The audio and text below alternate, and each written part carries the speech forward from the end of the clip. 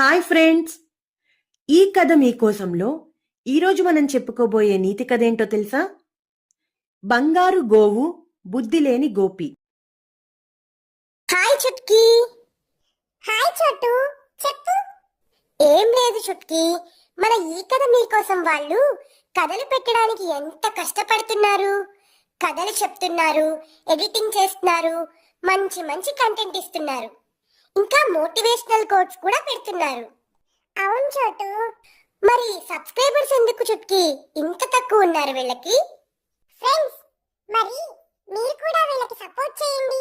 Like చేయండి, share చేయండి, comment చేయండి, సబ్స్క్రైబ్ చేయండి, మర్చిపోకుండా బెల్లును కూడా క్లిక్ చేయండి. సరేనా చుట్కీ, ఇక మనం వెళ్దామా? అనగనగా రామాపురం అనే ఒక చిన్న గ్రామం ఉండేది. ఆ ఊరిలో గోపి అనే ఒక యువకుడు ఉండేవాడు. అతను రోజు పొద్దున్నే వారి గ్రామం పక్కనే ఉన్న అడవిలోకి వెళ్ళి కట్టెలు కొట్టుకుని వచ్చి వాటిని పట్నంలో అమ్మేవాడు. గోపి భార్య పేరు గిరిజ. తను వాళ్ళింటి వెనకాల ఉన్న అరెకరం పొలంలో కూరగాయలు, పండ్లు లాంటివి పండించి ఊళ్ళోకి వెళ్ళి అమ్ముకొస్తూ ఉండేది. ఇద్దరూ ఉన్నదాంతో తృప్తిపడుతూ కష్టపడి జీవించేవారు. ఊరందరికీ తలలో నాలుకలాగా ఉండేవారు. అవసరంలో ఉన్నవారికి తమకు తోచిన సహాయం కూడా చేసేవారు. ఇదిలా ఉండగా ఒకరోజు ఉదయాన్నే నిద్రలేచి చూసే సమయానికి వారి ఇంటి వెనకాల ఉన్న తోట మొత్తం చిందరబందరగా అయినట్లు కనిపించింది. ఏదో జంతువు తోట మొత్తం తిరిగినట్టు అడుగుల గుర్తులు కూడా ఉన్నాయి. కాని తోట చుట్టూ పెద్ద కంచె ఉంది. మరి పశువు లోపలికి ఎలా వచ్చిందో అర్థం కాక వాళ్ళిద్దరూ తలలు గోక్కున్నారు. ఆ రోజు అమ్మాల్సిన కూరగాయలు, పండ్లు పాడవటంతో ఇద్దరికీ బాగా బాధేసింది. నిన్న రాత్రి తోటలో తిరిగిన జంతువు అలవాటుగా ఈరోజు రాత్రికి కూడా వస్తుంది కదా, దాన్ని ఎలాగైనా పట్టుకుని బంధించి దాని యజమాని దగ్గర డబ్బులు అడగాలని ఇద్దరూ నిర్ణయించుకున్నారు. అనుకున్నట్టే రాత్రికి తోటలోని ఒక మూలన రాయి వెనక దాక్కుని ఏం జరుగుతుందా అని ఎదురు చూస్తూ కూర్చున్నారు.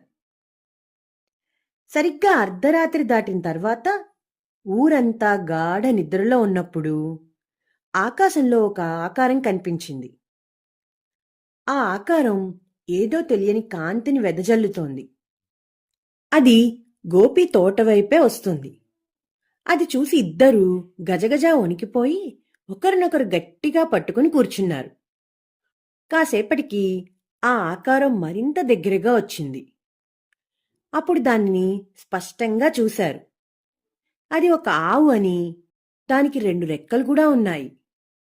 ఎగురుకుంటూ వచ్చి నేరుగా గోపి తోటలో దిగింది. ఆ ఆవు తల నుంచి కాళ్ల దాకా బంగారు రంగులో మెరిసిపోతోంది. దాని కళ్ళు కూడా బంగారు రంగులోనే ఉన్నాయి. విచిత్రంగా దాని తల మీద ఒకటే కొమ్ము ఉంది. అది చాలా పదునుగా ఉంది. ఆ ఆవు మెల్లగా తోటలో దొరికిన పండ్లను, ఆకులను తినడం మొదలుపెట్టింది. దానిని చూడంగానే గోపీగిరిజ జంటకు బాగా భయం వేసింది. దాని దగ్గరికి వెళ్తే ఏమవుతుందో అని భయపడి ఇద్దరూ అలాగే దాక్కుని ఉండిపోయారు. ఒక అరగంట పాటు బాగా తిన్న తరువాత ఆ ఆవు అంబా అని గట్టిగా అరిచింది. రెక్కలు విదిల్చింది. ఒక్కసారిగా గాల్లోకి ఎగిరింది. కాని అది అలా ఎగిరే ముందు ఆ తోటలో పేడ వేసి వెళ్ళింది. కొన్ని క్షణాల తరువాత అది ఎగురుకుంటూ తోట నుంచి దూరంగా వెళ్ళిపోయింది. అది వెళ్ళిపోయిన తర్వాత ఇద్దరూ ఊపిరి పీల్చుకున్నారు. ఇద్దరూ కలిసి పరిగెత్తుకుంటూ అది అప్పటిదాకా తిరిగిన చోటుకి వెళ్లారు. ఒక్కసారి వాళ్ల కళ్ళను వాళ్లే నమ్మలేకపోయారు. ఎందుకంటే ఇందాక ఆ బంగారు గోవు వేసిన పేడ కూడా బంగారంలాగానే ఉంది. ఇద్దరి కళ్ళు ఆశ్చర్యంతో మిలమిలా మెరిసిపోయాయి. ఆనందంతో దాన్ని చేతుల్లోకి తీసుకున్నారు. అది ఒక చిన్న బంతి ఆకారంలో ఉంది. మరుసటి రోజు వారికి తెలిసిన బంగారు వ్యాపారి దగ్గరకు వెళ్లి దాన్ని చూపించారు. ఆయన అది స్వచ్ఛమైన బంగారం అని చెప్పాడు. దాంతో వాళ్ళ ఆనందానికి అవధులు లేకుండా పోయాయి. వెంటనే ఆ బంగారం ఆయనకు అమ్మేశారు. అలా ప్రతిరోజు ఆ బంగారు ఆవు వీళ్ల తోటలో దిగేది. అప్పుడప్పుడు బంగారు ముద్దలను పేడగా వేసేది. దాన్ని గోపీ గిరిజా దంపతులు అమ్మేసి డబ్బులు తెచ్చుకునేవారు. అలా అతి కొద్ది కాలంలోనే వాళ్ళు ఆ గ్రామంలోనే అత్యంత ధనవంతుల్లాగా మారిపోయారు. పూరి గుడిసెపోయి పెద్ద భవంతి వచ్చింది. ఇంటి ముందుకు కార్లు వచ్చాయి. ఏ పని చేయకుండా డబ్బులు వస్తుండటంతో ఇద్దరూ సోమరిపోతుల్లాగా తయారయ్యారు. ఎవరైనా సహాయం అడిగినా లేదని తరిమేసేవారు. ఇదిలా ఉండగా ఒకరోజు ఎప్పటిలాగానే రాత్రిపూట గోపీగిరిజా దంపతులు ఆ తోటలో దాక్కుని ఆవు కోసం ఎదురుచూస్తున్నారు. ఇంతలో ఆ బంగారు ఆవు వచ్చింది. కాని ఆ రోజు పేడ మాత్రం ఎంతసేపటికి వేయలేదు. అప్పుడే గోపీకి ఒక ఆలోచన వచ్చింది. గిరిజా, ఎంతకాలమని ఇలా కొంచెం కొంచెం బంగారం కోసం ఆశపడతాను చెప్పు? ప్రతిరోజు నిద్ర మానుకొని దానికోసం ఎదురుచూస్తున్నాం. అందుకే నాకొక ఆలోచన వచ్చింది. ఈరోజు మనం కూడా ఆ ఆవుతో పాటు వెళ్దాం. అక్కడ ఇంకెన్ని బంగారు ఆవులున్నాయో ఏంటో. అక్కడున్న బంగారం మొత్తం మనతో పాటు తీసుకువద్దాం. అప్పుడు మనం ఈ గ్రామంలోనే కాదు, ఈ దేశంలోనే అత్యంత ధనవంతుల్లాగా అయిపోతాం.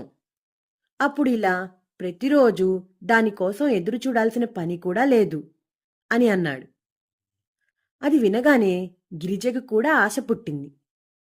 తన మనసులో కూడా అదే మొదలవుతుంది. అందుకే వెంటనే సరే అంది. ఇద్దరూ కలిసి మెల్లగా ఆ ఆవుకు కనబడకుండా దాని వెనకాలకు వెళ్లారు. బాగా మేత తిన్న తరువాత ఆ ఆవు అంబా అని అరిచి రెక్కలు విదిలించింది. వెంటనే ఆకాశంలోకి ఎగిరింది. సరిగ్గా అప్పుడే గోపి ఆ బంగారు ఆవు తోకను పట్టుకున్నాడు. గిరిజ గోపి కాళ్లను పట్టుకుంది. అలా ముగ్గురు ఆకాశంలోకి ఎగిరారు. మెల్లగా ఆ ఆవు ఆ తోట దాటి ఆ గ్రామం దాటి పైకి వెళ్తోంది. దాంతోపాటు గోపి గిరిజ కూడా వెళ్తున్నారు. ఒక్కసారి అంత ఎత్తునుంచి కిందకు చూశారు. కళ్ళు తిరిగాయి. కాని వచ్చే బంగారం తలుచుకుని ఇద్దరూ సంతోషంలో మునిగిపోయారు. సరిగ్గా అప్పుడే ఆ బంగారు ఆవు పేడ వేయబోయింది. అది చూడగానే గోపీకి ఆశ పుట్టింది. గిరిజా, ఈ బంగారు ఆవు ఒక పెద్ద బంగారు ముద్దను పేడగా వేయనుంది అని అరిచాడు. అవునా, దాన్ని వదలకండి. వదిలితే ఊళ్ళో అది ఇంకెవరికైనా దొరికి వాళ్ళు కూడా మనలాగే ధనవంతులవుతారేమో అంది. ఆ మాటకు గోపి అవును అన్నట్లు తల ఊపాడు. ఇంతలో ఆవు బంగారు పేడని వేసింది. అది అలా వేయగానే తాను ఎక్కడున్నానో అనే సంగతి కూడా మర్చిపోయి గోపి తన 2 చేతులతో ఆ పేడను పట్టుకున్నాడు. అప్పటిదాకా ఆవు తోక పట్టుకుని ఉన్న గోపి దాన్ని వదిలేయటంతో ఇద్దరూ ఒకేసారి ఆకాశం నుంచి నేల మీదకు దూసుకుపోయారు. భయంతో గట్టిగా కేకలు వేశారు. ఆ కేకలకు బంగారు ఆవు కూడా వెనక్కు తిరిగి వీళ్లను చూసింది. అదృష్టం కొద్దీ గోపీ జంట కింద పడిన చోట చిన్న చెరువు ఉండటంతో ప్రాణాలతో బ్రతికిపోయారు. కాని గోపీ జంటను చూసిన ఆవు ఆ తరువాత ఇక ఎప్పుడూ వారి తోటవైపు రాలేదు. వారి దురాశను తలుచుకుని వాళ్ళని వారే తిట్టుకున్నారు. కాని వాళ్ళు మాత్రం ప్రతిరోజు రాత్రి ఆ బంగారు ఆవు కోసం ఎదురు చూస్తూ ఉండేవాళ్ళు. ఇక ఆ బంగారు ఆవు ఎప్పటికీ రాదని అర్థమై ఇద్దరూ ఆ బాధతో మంచం పట్టేశారు. వారిని చూసిన గ్రామ ప్రజలు అందరూ కలిసి సపర్యలు చేసి వారిని తిరిగి ఆరోగ్యవంతుల్లాగా చేశారు.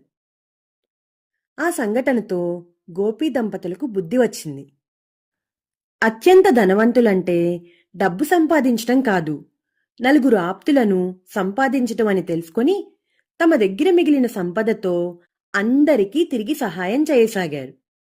అలాగే మళ్లీ కష్టపడి పనిచేసి సంపాదించడం మొదలుపెట్టారు. అతి కొద్ది కాలంలోనే గోపీ దంపతులు మళ్లీ గ్రామంలో మంచి పేరు తెచ్చుకున్నారు. ఇదండి ఈ కథ. ఈ కథలో నీతి ఏంటో తెలుసా?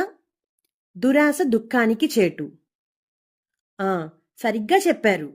ఈ కథలో గోపి గిరిజ తమకు దొరికే బంగారంతో చాలని తృప్తి పడితే ప్రతిరోజు బంగారం వచ్చేది.